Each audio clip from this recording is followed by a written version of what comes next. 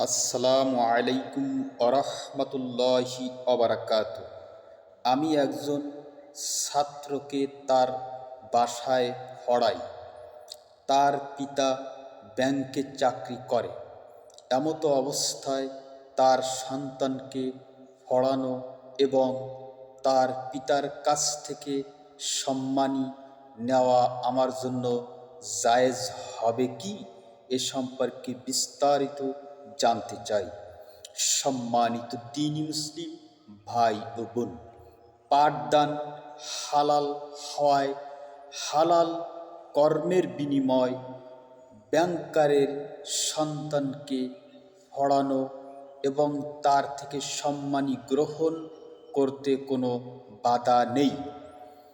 আর সুদের সাথে জড়িত থাকার জন্য ব্যক্তি গুনাহগার হবে।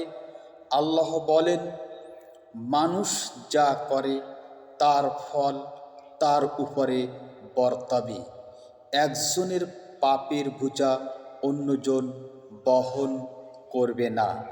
দলিল হিসাবে গ্রহণ করব সূরা আনাম আয়াত নং 164। অতএব দ্বীনি মুসলিম ভাই ও বোন, এ সম্পর্কে আমরা স্পষ্টভাবে কোরআন থেকে দলিল গ্রহণ করলাম। এজন্য হতাশ হওয়ার কোনো প্রয়োজন নেই। আসুন কোরআন এবং সহিহ হাদিসের কাছাকাছি আমরা চলে আসি। অবশ্যই আমরা হকের সন্ধান পেয়ে যাব আশা করি। আসসালামু আলাইকুম ওয়া রাহমাতুল্লাহি ওয়া বারাকাতুহু।